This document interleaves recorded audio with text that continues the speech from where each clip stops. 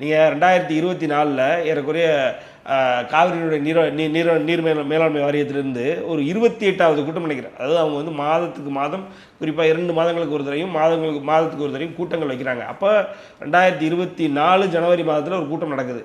அந்த கூட்டத்தில் கூட எதுவும் பேசாமல் இந்த திமுக அரசு வெளியில் வந்திருக்கு. அப்போவே வந்து எடப்பாடியார் போன்றவர்கள், இன்னும் பாஜகவினுடைய அண்ணாமலை போன்றவர்கள், நயனா நாகேந்திரன் ஐயா போன்றவர்கள்லாம் பேசுனாங்க.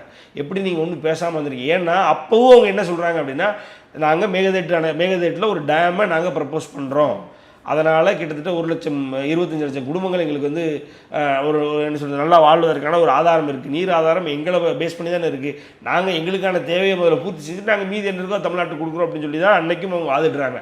அன்னைக்கு வாதிடும் பொழுது கூட எதுவும் பேச முடியாமல் கையேறு நிலையில் வெளியில் வந்துருச்சு. ஏன்னா காரணம், இவங்க காங்கிரஸ் எதிர்த்து பேசக்கூடிய திராணியற்ற ஒரு அரசாக இருக்கிறது இங்கே இருக்கிற திமுக அரசு. இங்கே கூட்டணியில் வச்சுக்கிறாங்க.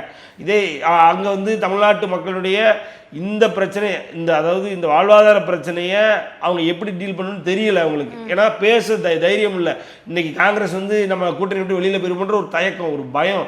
ராகுல் காந்தி என்ன பண்ணுவார், ராகுல் காந்தி நம்மளை அண்ணன் சொல்கிறாரு, அப்படிப்பட்ட ஒரு ராகுல் காந்தி இருக்கக்கூடிய ஆட்சி செய்யக்கூடிய ஒரு மாநிலத்திலேருந்து நமக்கு தேவையான ஒரு விஷயத்த நம்ம எப்படி கேட்டு வாங்க முடியுன்றது தெரியாமல் மாட்டிக்கிட்டு முடிச்சுக்கிட்டு இருக்காங்க. அதுதான் உண்மை.